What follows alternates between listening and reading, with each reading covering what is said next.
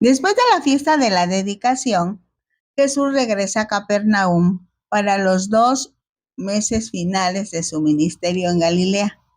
Durante ese lapso, envía a 70 de sus discípulos, quienes regresan sorprendidos porque los demonios se sujetan en el nombre de Jesús, a lo que el Señor les corrige diciendo: no os regocijéis de que los espíritus se os sujetan, sino alégrense, porque su nombre está escrito en los cielos. Oremos.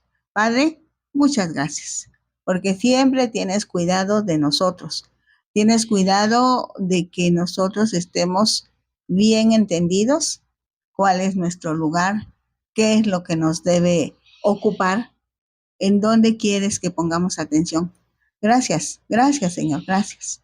Gracias por todos los que ya somos hijos tuyos, que disfrutamos la palabra, pero también gracias por los que están escuchando la primera, segunda, tercera vez, y el Espíritu Santo está aplicando esa palabra para convencerlos y para que muchos, muchos, muchos también tengan escritos sus nombres en los cielos.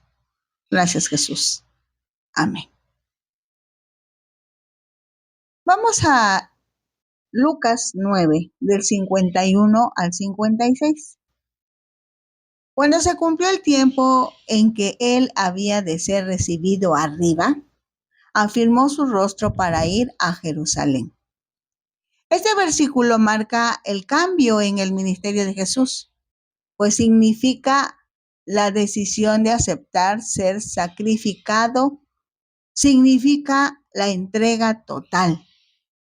Ser recibido arriba quiere decir que después de su crucifixión, muerte, entierro, invariablemente volvería a vivir, resucitaría, para recordar que todo esto forma parte del plan divino, lo que explica por qué cada paso de Jesús tiene que ver con la redención de la humanidad, que totalmente fue mencionada en la profecía. Dice Lucas 9:52, y envió mensajeros delante de él, los cuales fueron y entraron en una aldea de los samaritanos para hacerle preparativos. Mas no le recibieron porque su aspecto era como de ir a Jerusalén. Los samaritanos evitaban tener alguna relación con los judíos que iban de Galilea a Judea, precisamente a Jerusalén, para asistir a las festividades religiosas. Para el viaje de Galilea a Jerusalén a través de Samaria, ocupaban 3 días. Los samaritanos no daban hospedaje a los judíos durante la noche.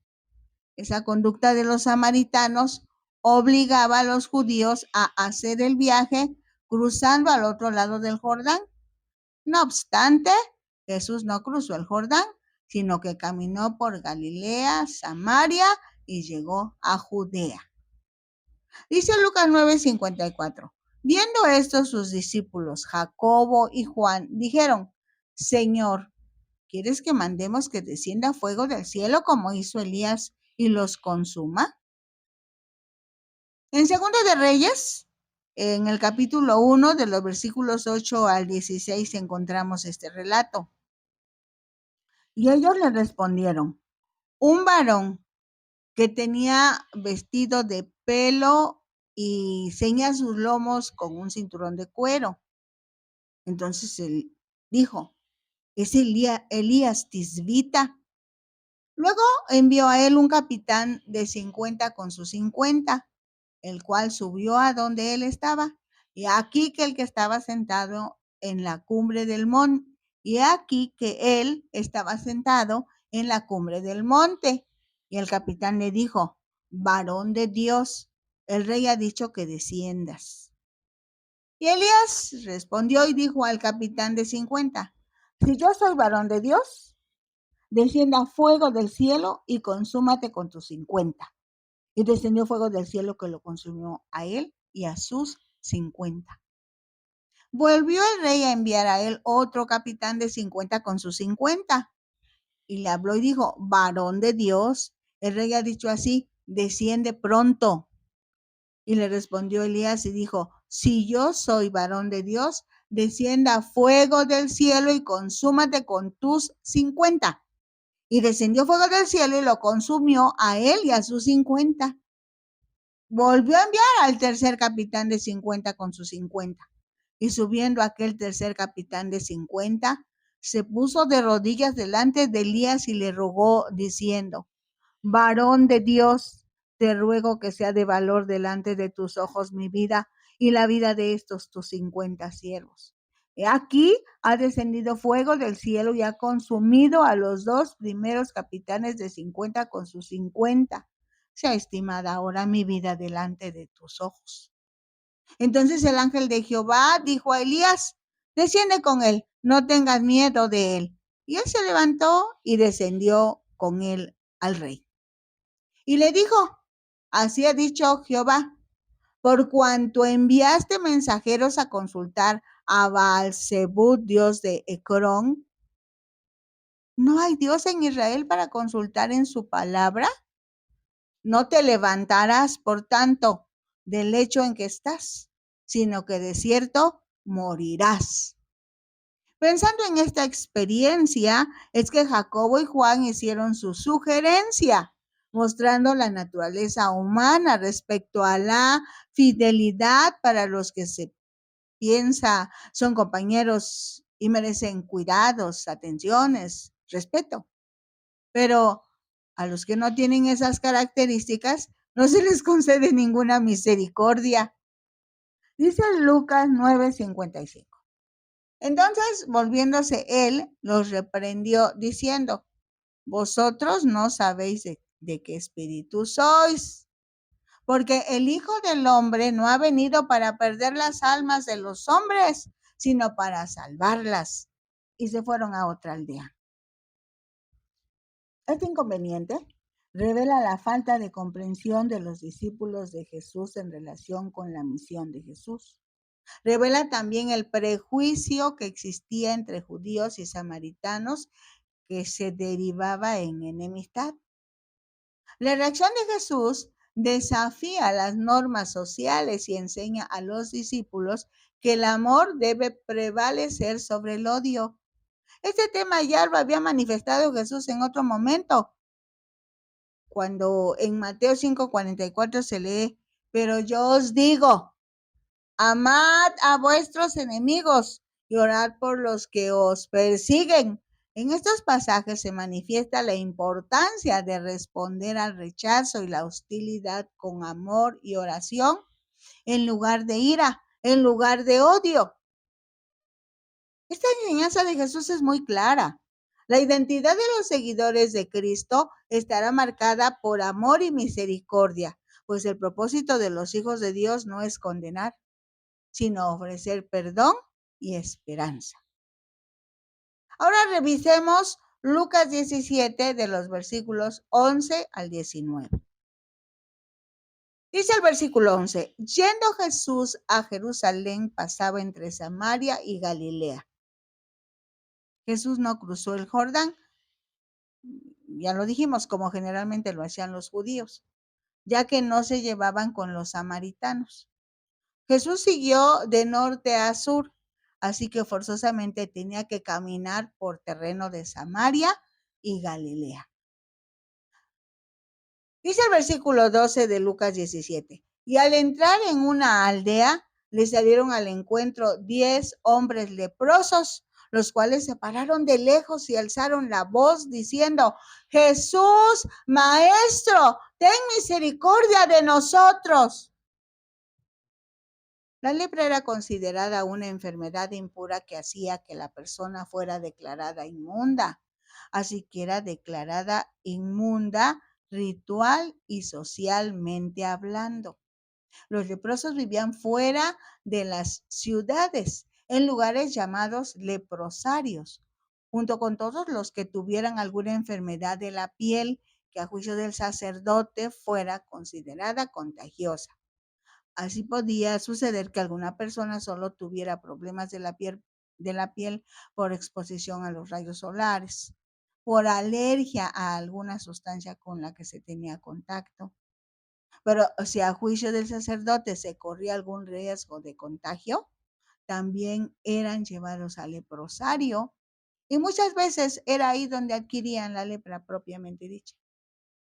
Los leprosos no se podían acercar a las personas sanas para que no las contagiaran. Esto explica la expresión: se pararon de lejos y alzaron la voz. Gritaron. La lepra era altamente contagiosa. Por lo mismo, se usaba la palabra lepra para representar la corrupción espiritual y la separación de Dios. Pues, pues el pecado puede infectar vidas hasta dominarlas por completo. Roba la paz, roba la comunión con Dios y con los demás, y hasta hoy es incurable por los hombres. Pero Dios, por medio de Jesucristo, puede curar de la lepra físicamente hablando y del pecado o lepra espiritual. Para algunos estudiosos, el que fueran 10 hombres los leprosos podrían representar la impureza de las 10 tribus que formaron el reino de Israel. En Levítico 13 y 14 se registran los rituales relacionados con la lepra, incluyendo el diagnóstico y la purificación de la persona que había sanado. En todos los casos, serían los sacerdotes los que diagnosticaran la infección en la piel y, en su caso, la sanidad. Dice Lucas 17:14. Cuando él los vio, les dijo: id, mostraos a los sacerdotes. Y aconteció que mientras iban, fueron limpiados. Jesús tiene muchas maneras de sanar. La sanidad que Jesús proporciona no solo es física, principalmente es espiritual. Jesús no da ninguna garantía de sanidad explícitamente hablando, solo da una instrucción de que se presentaran ante el sacerdote, tal como dice el libro de Levítico. Cuando los leprosos escuchan la instrucción de presentarse ante el sacerdote, intuyen que serían sanados. Seguramente esa es la razón por la que los leprosos obedecieron y fueron a buscar al sacerdote. Se comprueba el poder divino de Cristo y sus palabras, así como Dios aprueba la obediencia actuando en fe. Lucas 17:15 dice: entonces uno de ellos, viendo que había sido sanado, volvió glorificando a Dios a gran voz y se postró rostro en tierra a sus pies, dándole gracias. Y este era samaritano. La lepra en el primer cuarto del siglo XXI, si se diagnostica a tiempo, es totalmente curable. No así si se descubre en una etapa avanzada. Pero en el tiempo de Jesús era una de las enfermedades que ocasionaba la muerte de los que la padecían. Ello explica la reacción del ex leproso que regresó a donde estaba Jesús y le dio las gracias. Más porque era samaritano. Para él la sanidad fue un gran milagro.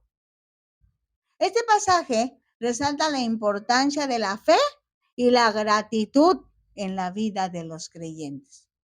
Dice Lucas 17:17. Respondiendo Jesús dijo: ¿no son 10 los que fueron limpiados? ¿Y los 9 dónde están? La actitud de estas personas refleja la forma de ser y de pensar de la humanidad de todos los tiempos. Pues en más de una ocasión, ante la necesidad, se busca a Dios, se implora ayuda, se pide auxilio, se hacen promesas y cuanto más. No obstante, cuando se ha conseguido el favor, cada quien sigue su rutina. Es la razón por la que Jesús pregunta: ¿dónde están los que han recibido favores de Dios? Revisa con cuidado. Para ti mismo, revisa. Dice Lucas 17:18. No hubo quien volviese y diese gloria a Dios, sino este extranjero. 10 leprosos buscaron ayuda. 10 hombres recibieron sanidad al creer en la palabra que Jesús les dijo. Vayan con el sacerdote para que diagnostique y certifique que ustedes han sido sanados. Con esto, Jesús estaba respetando la función del linaje sacerdotal implantado por Dios desde tiempos antiguos y vigente hasta ese momento. Pero también era necesario que las autoridades comprobaran el amor, el cuidado, el respeto, el poder y la humildad de Jesucristo. Al mismo tiempo, estaba comprobando la gratitud de los que fueron sanados. Fueron sanados los 10. El agradecido fue un hombre samaritano. Cuando se recuerda que los samaritanos eran mal vistos por los judíos, resulta una gran lección para los ex-leprosos. No se sabe cuántos eran judíos, lo que sí quedó demostrado que la gratitud fluyó de un hombre samaritano, de un extranjero. Eso pasa hasta hoy. Dice Lucas 17:19. Y le dijo, levántate, vete, tu fe te ha salvado. Esta oportunidad de estar de nuevo con Jesús, ese reconocimiento y acción de gracias de uno de los que había sanado de lepra, le valió para que fuera no solamente sano físicamente hablando, sino que fuera salvo por gracia. Fue de regalo a regalo. Lucas 10, 1 al 16, tiene otra enseñanza muy interesante. Dice Lucas 10:1. Después de estas cosas, designó el Señor también a otros 70, a quienes envió de dos en dos delante de él a toda ciudad y lugar a donde él había de ir. Este es un momento crucial en el ministerio de Jesús, pues está preparando su viaje a Jerusalén, en donde será crucificado. Para ese momento Jesús ya había realizado numerosas enseñanzas y milagros y estaba comenzando a involucrar a sus discípulos más directamente en el trabajo de llevar la mejor noticia, la mejor de las noticias a todo el mundo. ¿Cuál es? Jesucristo salva, sana, bautiza con el Espíritu Santo y para nosotros hoy se complementa con viene por nosotros. Desde el Antiguo Testamento dice que son mejor dos que uno, porque si uno tropieza, el otro lo levanta. Así que Jesús, atendiendo a esa expresión que ya existía en los rollos, formó parejas y les dio instrucciones, enviándolos a realizar su práctica. Dice Lucas 10:2, y les decía, la mies a la verdad es mucha, mas los obreros pocos. Por tanto, rogad al Señor de la mies que envíe obreros a su mies. Este pasaje muestra la gran necesidad que existe de obreros en la cosecha espiritual y la importancia de orar para que Dios envíe más obreros que estén dispuestos a trabajar en su obra y que se dejen guiar por el Espíritu Santo para que se pueda cumplir el llamado que Dios tiene para cada cristiano a fin de que puedan llevar más almas a Cristo. Dice Lucas 10:3, y he aquí yo os envío como corderos en medio de lobos. Los lobos de la vida pueden tomar forma de desafíos, desánimo o conflictos. Es bueno recordar que los hijos de Dios son agentes de paz y luz. Por ello, cada pequeña muestra de amor puede sembrar esperanza en los corazones necesitados. Dice Lucas 10:4, no llevéis bolsa, ni alforja, ni calzado, y a nadie saludéis por el camino. Deben llevar solo lo indispensable, sin entretenerse en situaciones no importantes, porque la misión era y es urgente. Dice Lucas 10:5, cualquier casa donde entréis, primeramente decid, paz sea a esta casa. Y si hubiere allí algún hijo de paz, vuestra paz reposará sobre él, y si no, se volverá a vosotros.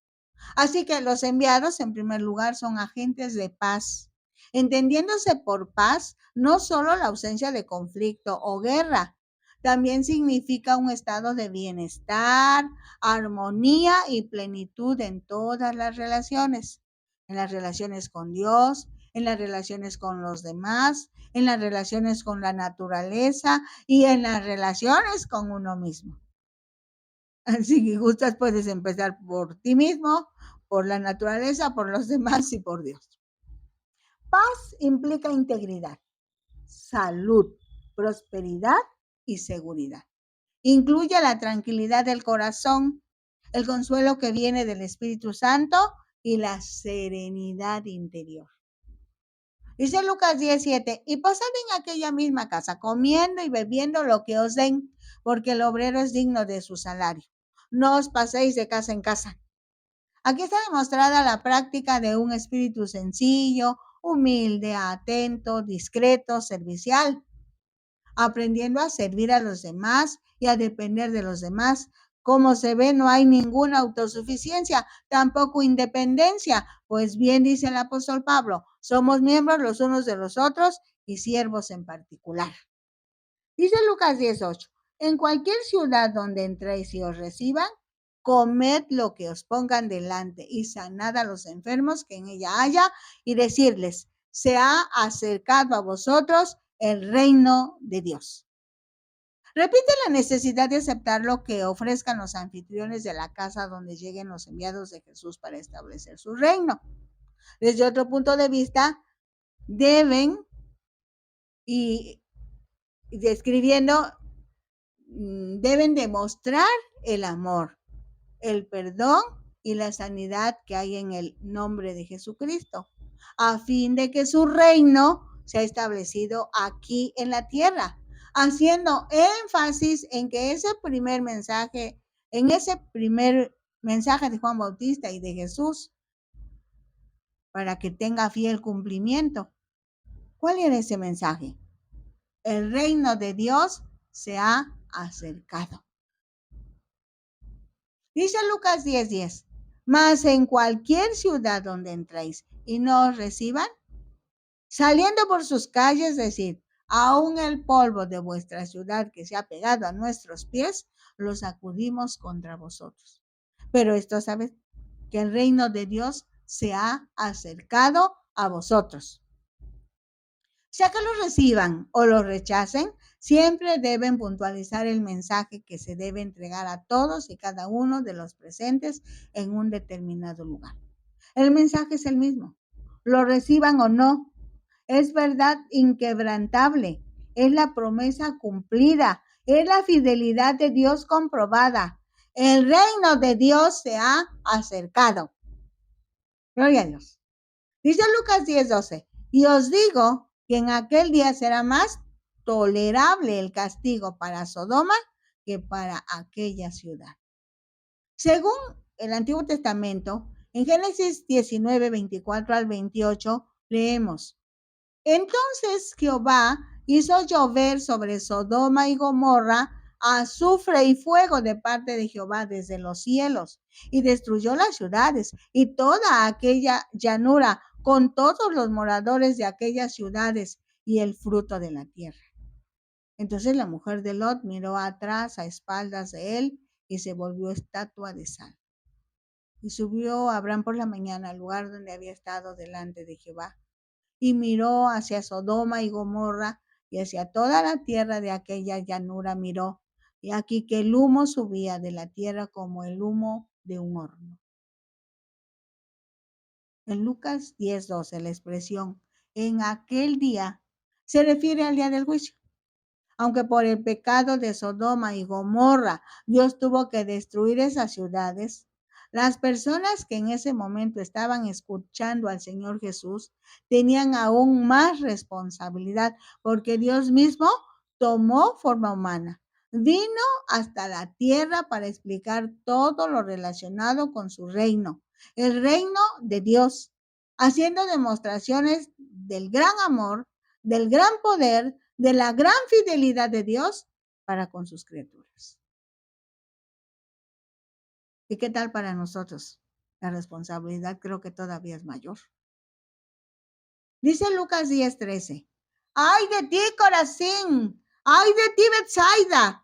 Que si en Tiro y en Sidón se hubieran hecho los milagros que se han hecho en vosotras, tiempo ha que sentadas en silicio y ceniza se habrían arrepentido. En estas ciudades Jesús realizó muchos milagros, pero sus habitantes no creyeron que Jesús es Dios y por lo mismo no se arrepintieron. Entonces, esos mismos milagros se convertirán en juicio para ellos. Tiro y Sidón habrían tenido la oportunidad de recibir el amor y fidelidad de Dios para la eternidad, y todos los seres humanos de todas las edades tienen la capacidad de volverse hacia Dios, pero Dios espera que lo hagan de su propia decisión, del ejercicio de la voluntad que como seres humanos Dios les ha dotado. Dice Lucas 10:14. Por tanto, en el juicio será más tolerable el castigo para Tiro y Sidón que para vosotras. Tiro y Sidón, dos ciudades fenicias, históricamente condenadas por su inmoralidad y su falta de fe, recibirán un castigo menos severo que las localidades donde Jesús mismo había realizado milagros y había enseñado sobre el reino de Dios. Dice en Lucas 10:15, y tú, Capernaum, que hasta los cielos eres levantada, hasta el Hades serás abatida. Capernaum, situada en la ribera norte del mar de Galilea, era una ciudad comercial importante en los tiempos de Jesús. Fue uno de los lugares donde vivió el Salvador. Allí predicó sobre el reino de los cielos, sanó a muchos. Algunos estudiosos usan la palabra miles. No obstante, también denunció la falta de fe del pueblo. Algunos de los milagros que se llevaron a cabo en Capernaum sanó a muchas personas, dice Marcos 1, 32 al 34. Sanó a la suegra de Pedro, Marcos 1, 21 y luego del 29 al 31. Sanó al sirviente del centurión, según Lucas 7, del 1 al 10. Sanó al paralítico cuya cama fue bajada por el techo en Marcos 2, 1 al 12. Sanó al hombre de la mano seca en Mateo 12, 9 al 13. Ese mensaje de abatimiento de Capernaum no es más que la consecuencia de los pecados. Dice Lucas 10:16, el que a vosotros oye, a mí me oye. Y el que a vosotros desecha, a mí me desecha. Y el que me desecha a mí, desecha al que me envió. Este versículo establece una cadena de autoridad espiritual. El que oye a los discípulos de Jesús, oye al propio Jesús. Si alguien rechaza a los discípulos, rechaza a Jesús. Y si alguien rechaza a Jesús, ese alguien está rechazando a Dios. La interpretación es clara. Para conocer y entender completamente a Dios, nos debemos acercar a Él a través de Jesucristo. Para saber quién está diciendo la verdad bíblica, personalmente, cada uno de los cristianos debe conocer la palabra de Dios que está en la Biblia y con la intervención del Espíritu Santo discernir o distinguir si lo expresado está de acuerdo a la voluntad de Dios. Lucas está enfatizando la misión, lo que los discípulos de Jesús deben hacer, porque ya conocen a Jesús y recibieron el discipulado correspondiente. Dice el versículo 17 de Lucas 10. Volvieron los 70 con gozo, diciendo, Señor, aún los demonios se nos sujetan en tu nombre. Esta expresión comprueba el poder que se manifiesta a través del nombre de Jesucristo, en donde ciertamente es un testimonio de la llegada del reino de Dios. Lucas 10:18 dice, y les dijo, yo veía a Satanás caer del cielo como un rayo. Esta expresión comprueba la victoria de Jesús sobre el mal, haciendo énfasis en la derrota del poder de las tinieblas. Dice el versículo 19, aquí os doy potestad de hollar serpientes y escorpiones y sobre toda fuerza del enemigo y nada os dañará. Esta es una promesa de protección y autoridad que los discípulos tienen sobre las fuerzas del mal, las fuerzas del maligno. Dice el versículo 20 de Lucas 10. Pero no os regocijéis de que los espíritus se os sujetan, sino regocijaos de que vuestros nombres están escritos en los cielos. Entonces estos versículos de Lucas 10, 17 al 20 orientan para considerar el fundamento de la fe de los discípulos de Jesús. En otras palabras, lo más importante es que los discípulos cuiden su relación con Dios Padre, Dios Hijo y Dios Espíritu Santo. Definitivamente la victoria sobre las fuerzas del mal es un testimonio del poder de Cristo y nuestras vidas deben reflejar ese poder aplicado en cada circunstancia para hacer el testimonio de ese su poder. Medita. aplica y disfruta la palabra. Busca que se encarne en ti. Bendiciones.